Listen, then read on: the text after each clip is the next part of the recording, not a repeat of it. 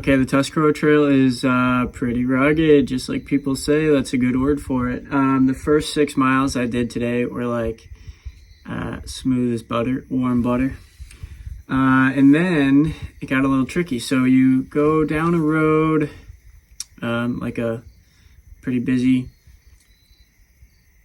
mountain pass road, and then you take a left and you kind of skirt some private property, I believe, for maybe 1.5 miles or 2 miles. And this brings you to about 6 miles into the trail. And then you take a sharp left and go straight up some power lines. So if you can think of, if you've ever looked up straight up a hillside where some power lines are coming down a mountain, just think of just making a beeline straight up that, no switchbacks or anything. So that's probably a good, I don't know, just under a 1/2 mile climb up the power lines. And then once you get up to the ridge that the power lines are taking you to, it is very rocky. It's very disorienting. There's lots of rock fields where obviously the blazes are, there's no good path for flat rocks. It's all natural. So it's not like there are steps or a dirt trail. Most places it's just rock hopping from rock to rock, and they're all jagged, and it's this ancient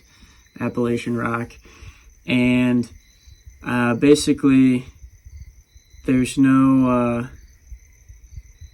the path of least resistance, which the trail was built to take, has just been compromised by fallen trees. If there's a big tree, it'll take down other trees with it. And then all of a sudden the path of least resistance is now the path of most resistance. So you deviate a little bit. And there are a couple times where I knew I was making my way down the ridge, but I was just so far off trail, or I just couldn't find the next blaze. So I was wandering. I shouldn't say I was so far off trail. I was very close to the trail. But I was just wandering and weaving, and I would check my map, and I would be a little below it or just a little above it, but I couldn't get on a rhythm where I could find the line of sight to continue on the trail. So when you're doing that, when you're looking for blazes, like I knew I was moving in the right direction, but when you're looking for blazes, it's pretty slow progress, because you take a few steps and you have to look where you're stepping, and then you find a place to balance, where especially when you're off trail, there's very few places that aren't, you don't have some bush in your face, or some really bad footing, or it could be where you can't see your feet, so you don't want to stand there for long because you could be right next to a rock with 8 snakes hiding under it. So you just have to sort of make sure you know where the progress is going to be very slow if you lose sight of the blazes. So that happened to me a couple times, and I had some very slow miles, just kind of weaving the trail, just trying to get on a good rhythm where I could see the blazes. Where I could see the blazes, I see why it's tough, but it was definitely walkable. The first 6 miles was a little bit weedy, but other than that, a pretty clear walking path and not a lot of obstruction to slow you down. So breeze through that. This shelter is amazing. It's a little bit run down. There's some junk in there that shouldn't be there. There's some water bottles in there, which are not good, because you're not supposed to really leave anything here. And it's not a designated, water cache or anything, but super dry out here. I didn't see water all day. So anyways, it's kind of a blessing that there's a few extra water bottles in there. I can both pack them out and drink them.